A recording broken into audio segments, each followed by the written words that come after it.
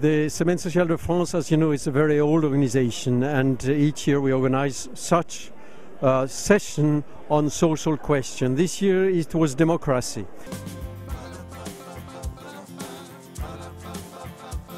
I think that the main message that I will take home that the democracy is not only the theory.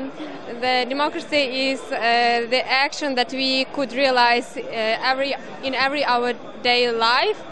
It was very interesting experience for us too, as international communication, for example, between youth, between young people.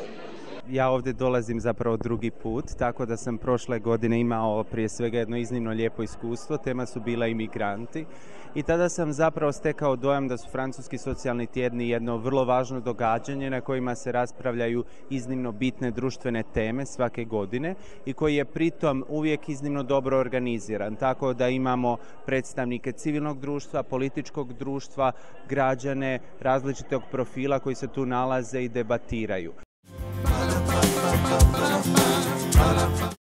Jaz mislim, da je rešitev krize v nas, v ljudeh, v tem, da prevzamemo akcijo, da prevzamemo odgovornost nazaj v svoje roke in da prevzamemo odgovornost za svoje življenja, za svoje delo, za svojo socialo, spet nazaj in ne želimo biti več tako odvisni od države oziroma od nadnacionalnih institucij in pričakovati od njih, da bodo rešile nekaj, kar je tudi naš problem.